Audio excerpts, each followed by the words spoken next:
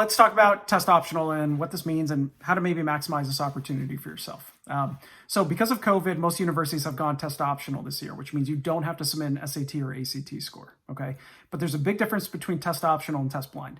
Test blind means you can't submit an SAT or ACT score, and there's only a few universities in the country that actually are test blind.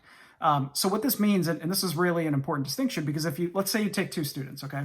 So you have student A and student B, and let's say they're from different parts of the country, but they're very similar students, okay? Because at most universities, this is what admissions officers deal with every day, okay? And so let's say student A and student B, they have similar GPAs, honors and awards, extracurricular activities, you name it, they're very similar students.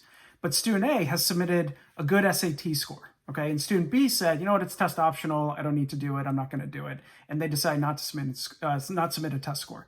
Well, that one data point could be the difference between student A getting in versus student B getting in.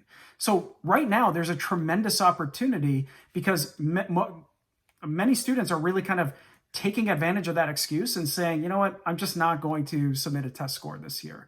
And that's really an opportunity because I think a lot of kids right now, they're just afraid of taking the test. They're afraid that they're not going to score well. And with any level of preparation, time, practice, you can score well on these tests. It's not particularly difficult. It just takes some time, it takes some effort, and it takes a little bit of resource and time put into it. So, you know, keep that in mind, is that this is not going to be a permanent thing. At some point, all the schools are going to go back, or most of the schools are going to remove test optional, and you're going to have to submit a score. And so you kind of have an interesting opportunity right now for the foreseeable future to really differentiate yourself from those that are electing not to take the tests. So we'd highly suggest run right out this test, beat it, and then differentiate yourselves from the rest.